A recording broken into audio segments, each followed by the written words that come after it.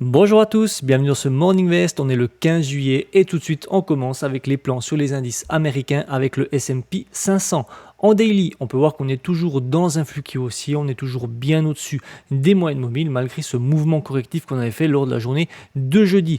Et puis on peut voir qu'on avait essayé de rattraper ce que les vendeurs nous avaient fait perdre la journée de jeudi, on a essayé de rattraper ça vendredi, mais on a également été stoppé vers ce niveau ici. Et ce niveau-là, ce n'est pas un niveau anodin, c'est le niveau des 5700. Vous savez que j'aime bien regarder les chiffres ronds, c'est parce qu'ils ont quand même des impacts significatifs. C'est quand même des beaux niveaux où on a quand même pas mal de réactions. Donc là, on peut voir qu'on a essayé d'aller une fois, ça n'a pas joué, et on a essayé d'aller une autre fois, et ça n'a toujours pas joué. Donc on verra un petit peu qu'est-ce qui se passe pour aujourd'hui, pour le reste de la semaine. Et puis au niveau du RSI, on avait repassé la barre en dessous des 70, et puis là, avec la journée de vendredi, on l'a à peine réintégré, donc on est légèrement en surachat. En 4 heures, pas grand chose de plus à ajouter. On peut voir qu'on est toujours dans un flux qui oscille, on est toujours au-dessus des moyennes mobiles. On a cette belle zone de polarité où on a eu quand même pas mal de belles réactions. On avait vu qu'on avait monté, il y a le niveau des 5700 qui est ici, on est redescendu, rechercher cette zone de polarité. Ensuite on est remonté, on a fait un plus haut qui est plus haut que le précédent, et ensuite on verra un petit peu qu'est-ce qui se passe. Mais là pour le moment on était venu rechercher quand même cette zone de polarité ici, on est venu la rechercher également ici, on est même venu toucher la moyenne mobile 50 qui a directement été rejetée. Et puis là voilà, pour le moment tout ce qu'on peut dire c'est que on fait quand même un plus haut qui est plus haut que le précédent, et au niveau du plus bas on fait pas de plus bas qui est plus bas, mais on reste quand même plus ou moins au même niveau en une heure. Et pour mon plan, donc là on peut voir qu'on est en flux haussier, on est au-dessus des moyennes mobiles. On peut voir qu'on a quand même eu un croisement répétition des moyennes mobiles. On était en flux haussier, on est repassé baissier, on est repassé haussier. Donc est-ce qu'on est en train de faire une petite phase de range? C'est un début de phase de range en tout cas, puisque on peut voir qu'on a cette zone de polarité qui est ici, on a cette résistance oblique qui est là. Donc on est un petit peu entre ces deux obstacles qu'il y a ici. Et puis moi pour mes plans aujourd'hui, je vais un petit peu regarder les opportunités que va m'offrir le S&P 500. Je ne vais pas privilégier les achats ou les ventes, je vais voir un petit peu les deux. D'ailleurs les plans, j'ai un achat et deux ventes. On va commencer avec les achats.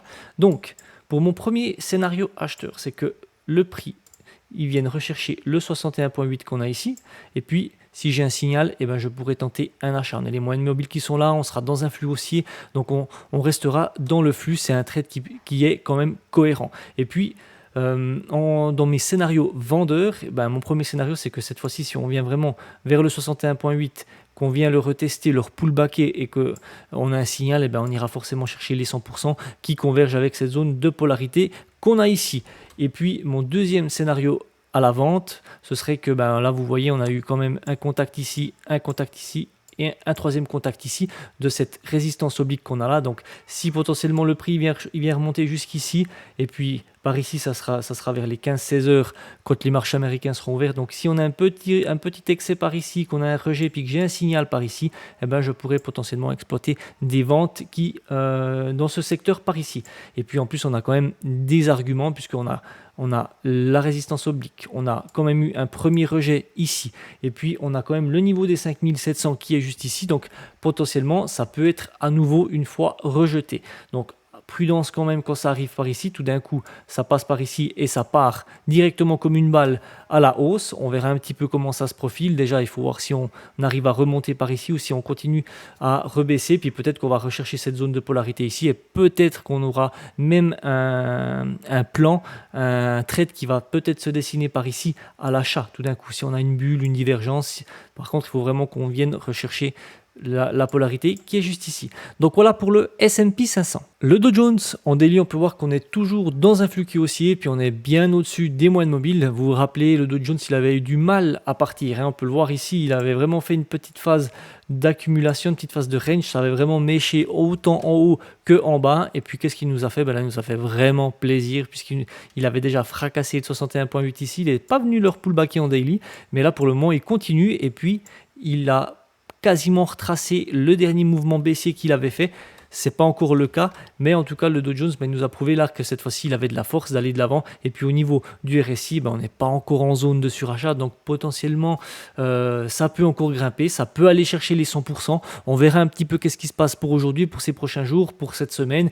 Mais en tout cas là le Dow Jones, il nous a prouvé que on pouvait lui faire confiance et puis qu'on pouvait vraiment aller à l'achat avec cet indice. En 4 heures, on peut voir qu'on est toujours dans un flux qui aussi, on est toujours au-dessus des moyennes mobiles. Donc là, on avait terminé la journée de vendredi avec une bougie rouge, donc on était dans un petit mouvement correctif.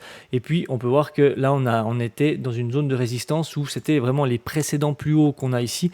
Donc ça converge vraiment avec les précédents niveaux historique, c'était les 100% du retracement en daily qu'on a vu tout à l'heure. Donc là, potentiellement, on pourrait corriger sur cette zone de polarité qui a quand même été travaillée ici et qui a même méché jusqu'ici. Donc là, ça peut être un premier retracement pour un mouvement correctif. Il peut même faire un petit excès sur le 61.8 de tout ce dernier mouvement haussier qu'on a là.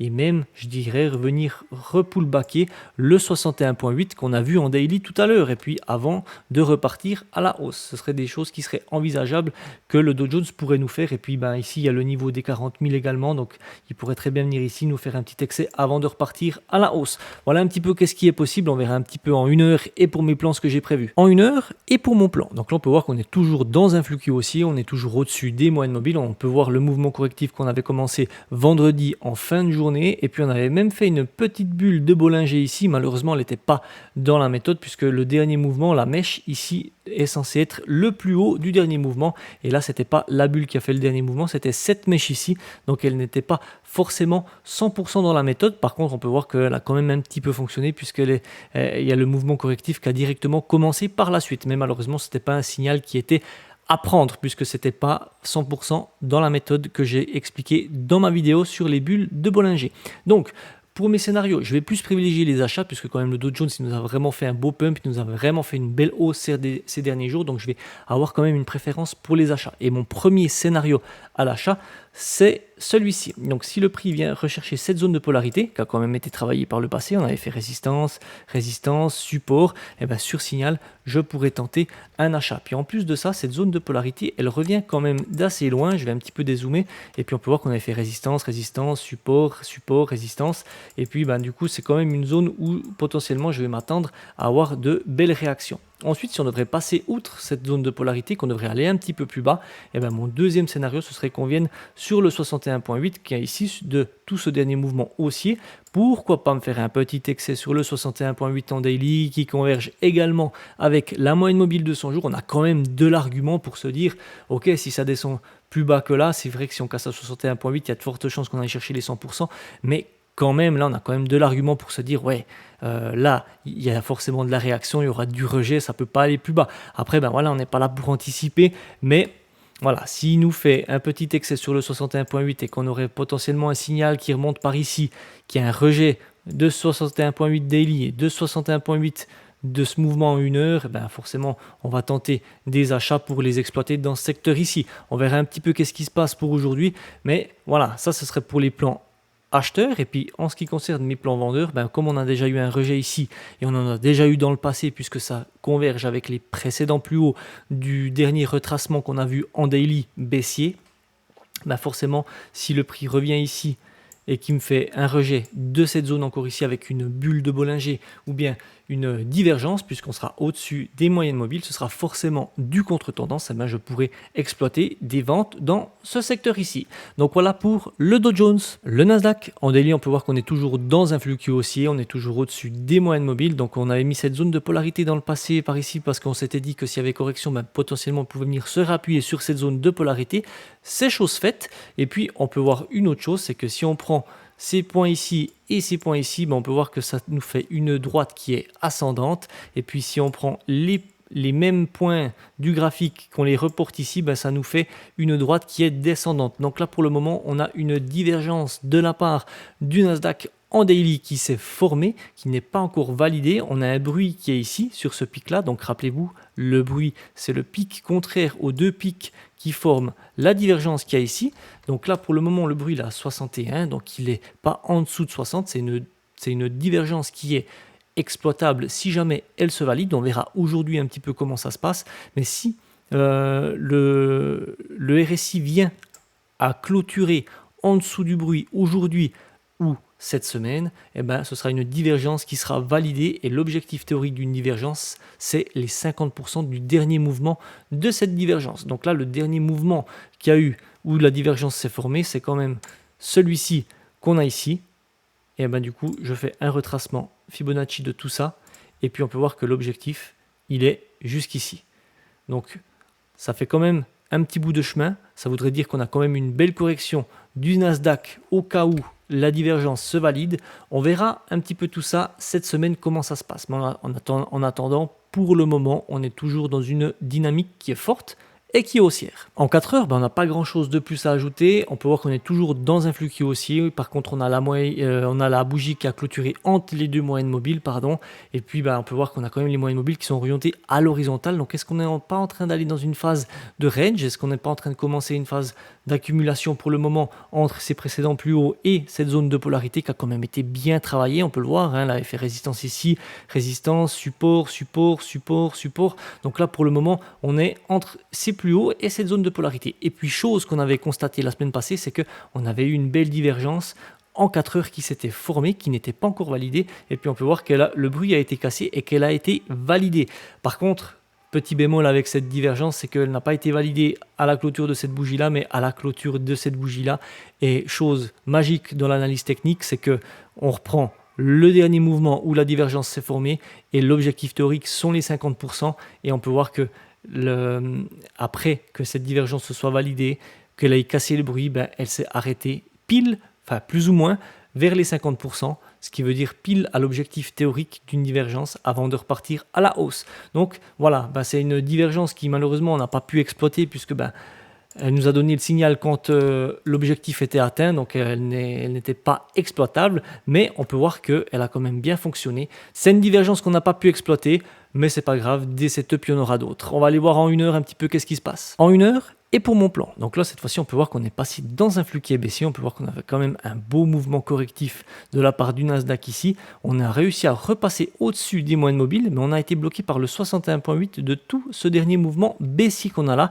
Et puis là, comme on a été bloqué, on est reparti à la baisse et on est repassé en dessous des deux moyennes mobiles. Et puis on est entre les deux moyennes mobiles et la moyenne mobile 200 jours. Donc on verra un petit peu comment ça va se passer aujourd'hui. C'est soit on casse la moyenne mobile de 200 jours, on repart un peu chercher la zone de polarité, soit on arrive à repasser au-dessus, puis on essaye de repasser au-dessus du 61,8. Donc moi, pour aujourd'hui, j'ai pas de préférence au niveau des achats ou des ventes avec le Nasdaq. C'est vrai qu'il reste quand même dans une tendance haussière.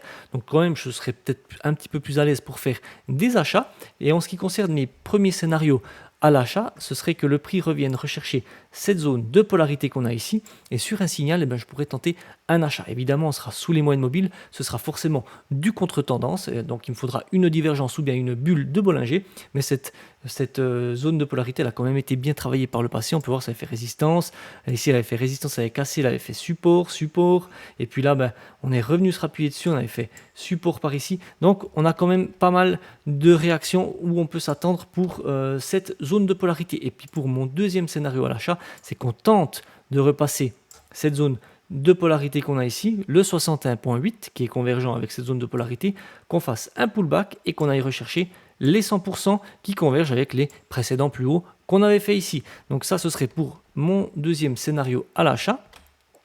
Et puis bien évidemment, si j'ai une deuxième tentative du 61,8 où il y a un rejet malheureusement de ce palier, si j'ai un signal, je pourrais tenter des ventes par ici.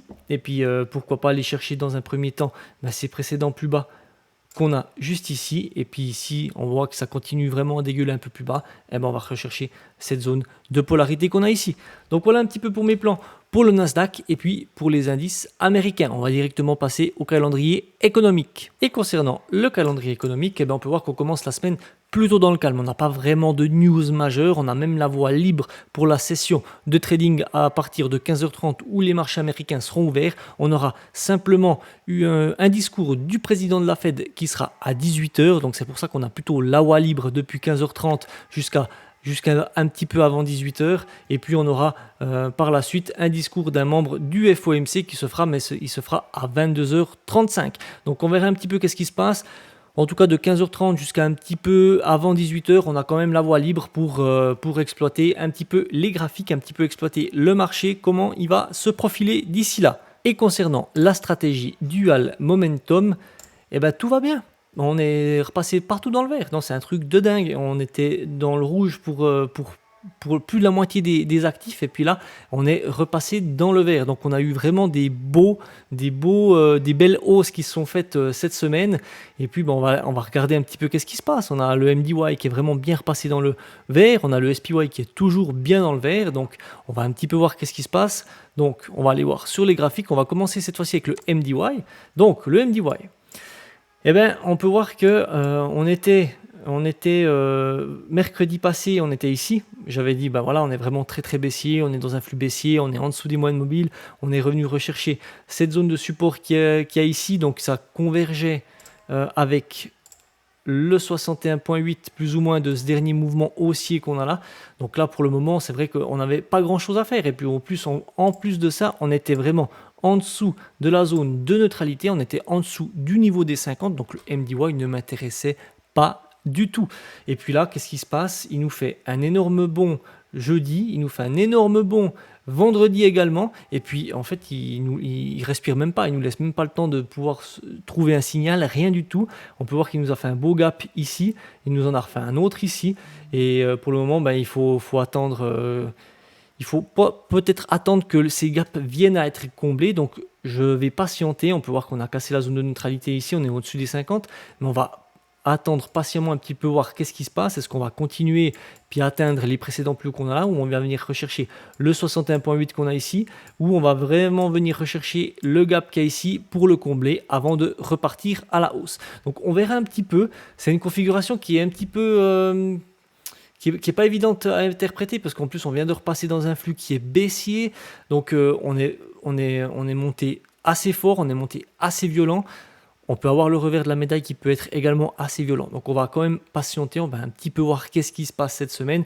Là pour le moment, je préfère attendre de voir qu'est-ce qui va se passer. C'est vrai qu'en plus au niveau du RSI, on est 64, on est un petit peu haut pour rentrer. Il faudrait vraiment un repli, puis il faut voir un petit peu le repli qu'on a. Est-ce qu'on aura une grosse bougie rouge? Est-ce qu'on a un repli qui est sain, j'ai envie de dire, qui est avec des petites bougies rouges, une petite bougie verte, et puis après, il faut voir un petit peu comment ça se passe. Il faut que la théorie de dos se réinstalle avec des plus hauts, des plus bas plus hauts. Là, pour le moment, on a deux bougies qui sont carrément plus hautes que celles qui étaient en flux, qui étaient en dessous des moyennes mobiles. Donc, pour le MDY, pour le moment, on patiente. On verra un petit peu qu'est-ce qui se passe, mais c'est plutôt positif, il faut l'admettre. On va aller voir le SPY un petit peu, qu'est-ce qu'il nous a fait. Donc le SPY, on peut voir que la journée de jeudi, il nous avait fait un petit mouvement correctif, pas suffisamment pour moi pour trouver un signal d'entrée pour rentrer en position, puisque on est tout près de la zone de surachat, on en a à peine ressorti. Et puis la journée de vendredi nous a fait un plus haut avant d'être rattrapé par les vendeurs. Et puis là, pour le moment, on est repassé en zone de surachat. Donc pour le moment, j'ai pas de mouvement correctif suffisant pour pouvoir rentrer en position pour trouver un signal d'achat, tout simplement. Donc voilà, c'est tout pour moi pour aujourd'hui. Je vous invite à mettre vos retours dans les commentaires, à vous abonner à la chaîne. Moi, je vous dis à tout bientôt pour une nouvelle vidéo. Et surtout, n'oubliez pas de rester prudent sur les marchés. Ciao!